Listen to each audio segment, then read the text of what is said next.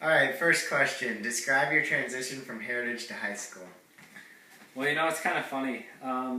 At Heritage, my class size is 9, and then you jump into West High School, and it's a school of about 2,000 people, and the campus is like 6 times bigger.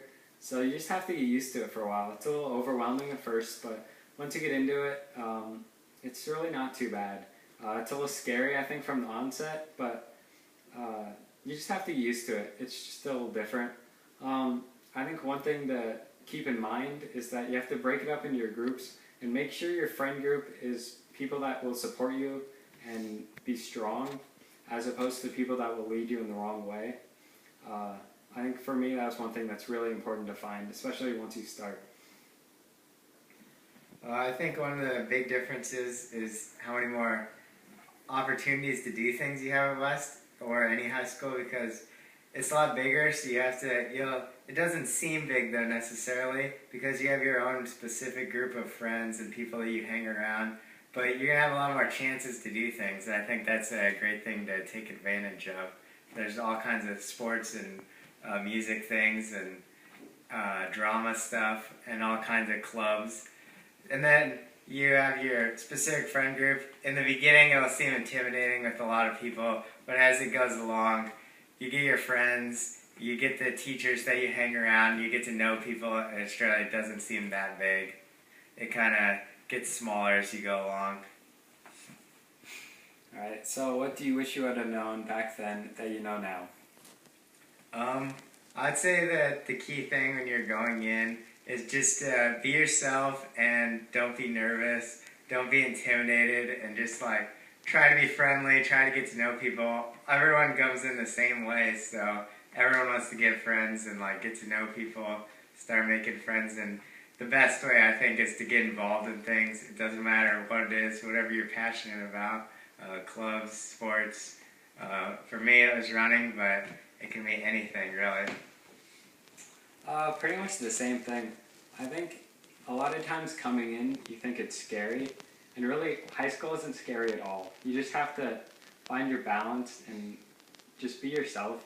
I mean, for me, it's just oh, everyone's gonna not like me. It's not that at all. Everyone's the same. You're all freshmen. You're all new.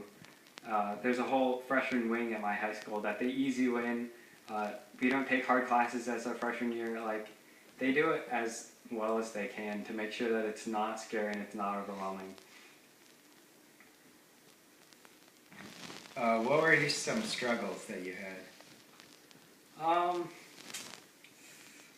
I guess one struggle I had is to just find other Christians around me. Especially in the beginning, I felt like I was kind of the only one. But as you go on, you start to find people, and it's oh hey, he's a Christian too. I'm not alone, Yeah, after a while, you start to find people. I joined FCA, which is the Fellowship of Christian Athletics, and there's a lot of believers there that will help strengthen you up, which was helpful for me. I think it's not so much struggles as much as just an adjustment period. When you go into something new that you have to adjust, and you just got to figure out where you fit and what you like to do, and how you can find your niche in this new place. So you got to kind of make it your own home and just get comfortable with it. It's not really that intimidating or imposing. I don't think the academics are really that much harder. Really, the only maybe difference is that you have to take initiative on your own a little bit more than in junior high. They're not going to hold your hand as much. You're going to have to do your own work. You're responsible for your own things. If you don't do your homework, you don't do your homework and you get an F for it. You just got to do what you have to do, but it's really not that much harder if you just take initiative and take responsibility and do it on your own. And if you have a good support group of friends and stuff, it's easy to get to know people and have friends that you want to hang out with and do homework with in your study halls and open periods and hang out with in sports and stuff. What piece of advice do you have for 8th grade students? I think that it's really important to get involved at high school. There's a lot more opportunities in high school than there are, I think, at Heritage, just because there's so many more people. Like if you want to join a play, you can, and that's something that you wouldn't have been able to do before, and that's something that's really fun too. I joined cross country and track, and I did spit. There's just a lot of different things that you can go into that make high school really fun. I would also advise you not to do too many. It seems that people can kind of thin themselves out a little bit by just doing too many things. But I think it's important. It also helps with getting a strong group of friends around you, that people you really know, and it kind of makes school just feel a little smaller. I'd say get involved, choose your friends well, have some discernment with who you want to be friends with, and then just be yourself and be comfortable. Don't be afraid in the very beginning, the first week. If you don't know anyone, just go up and say hi at lunch. Just the people are friendly; they want to get to know you. They're not going to have a problem if you go up and sit with them and eat lunch with them and start talking to them. They'll probably be happy about that. Tyler, how has your faith been challenged? Well, they teach things that'll challenge your faith, and people are not going to have the same faith values that you have. Really, you just have to know what your core beliefs are and what you believe before you go into that situation. People believe their own things, and they're not going to accept your beliefs necessarily, so you have to know what you believe going into it, and you have to make sure that you know why you believe it. That way, when they say something contrary to it, your faith is not so much challenged or shaken because you know what you believe and why you believe it. Yeah, a lot of the same things. At Heritage, they kind of hold your hand, and then once you get to West, you're kind of thrown into the real world, or whatever high school you go to. I think it's really important to not compromise your faith for other people, to try to be cool or popular or anything. You just have to have a strong foundation so that when your faith is questioned, you'll know what to do. What does it look like to be a Christian in a public school?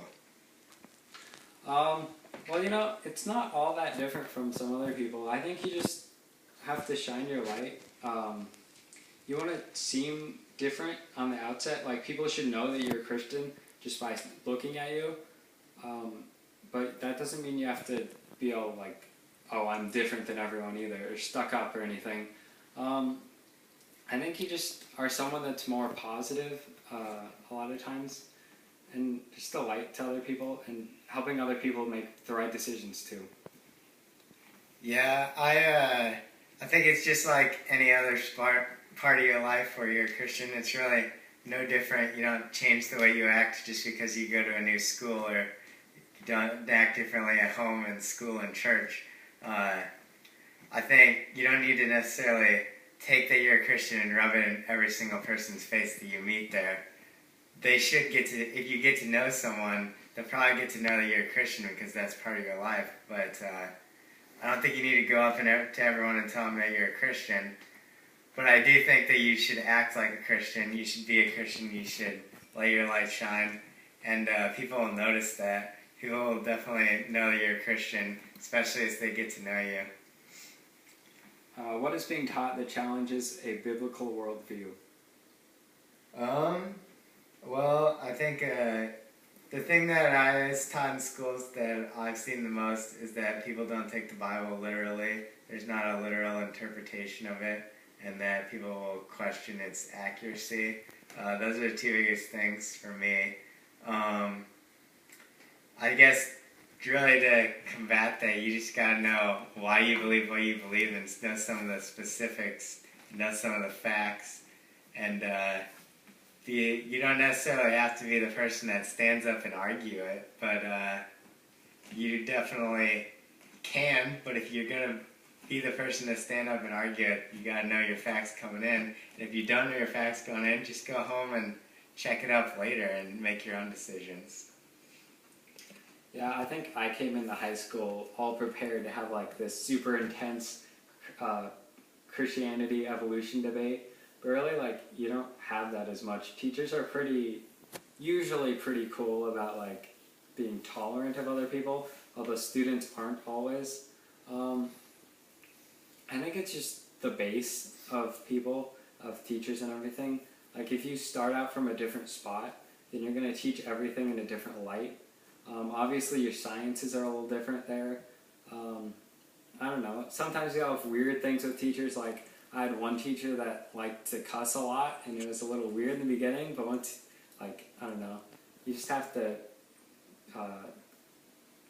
You're a Christian, so I think you just have to stay who you are, just not change. Because just because a teacher or someone is an authority figure doesn't mean that you should listen to them all the time. And that's definitely something that's different than a heritage, where all the teachers are pretty cool and they're all Christian and they all go to church and everything. You won't get that anymore. So I think you just have to find the right balance and everything there. How is evolution being taught? I think it's taught a lot in biology. We study Darwin a little bit. That it's something that like I really wanted to like get into a super intense debate, but I kind of felt like that's not honestly the right place. Teachers have to teach it, so like even if they don't believe it, they have to teach it anyway. They just kind of work it in through everything, so it's not like thrown in your face like day one or anything, but I mean you'll definitely see it. It's taught, but I don't think it's thrown in your face. I don't think it depends on the teacher you have, but all the teachers that I have in high school, they respected everyone's beliefs, and they acknowledged that other people believed other things, and they even like gave some opportunity sometimes to like write what you believe or write what you think about something on evolution. So it's you're definitely going to learn it, and it's really not a bad thing to know, because you have to know what you disagree with. You gotta know both sides of the issue anyway, so it's really not a bad thing to learn. I think teachers don't necessarily want to change your beliefs. You have to know what you believe and why you believe it. Don't let people tell you what to believe. You believe what you want to believe. How have you found fellowship with other believers? I think you just gotta pick your friends well, and pick a strong group of friends, and you get to know people as you go along. It can be a difficult thing in the beginning, but whether you know people from your church or you get to know people through clubs or sports or school or however, you get to know people and what they believe.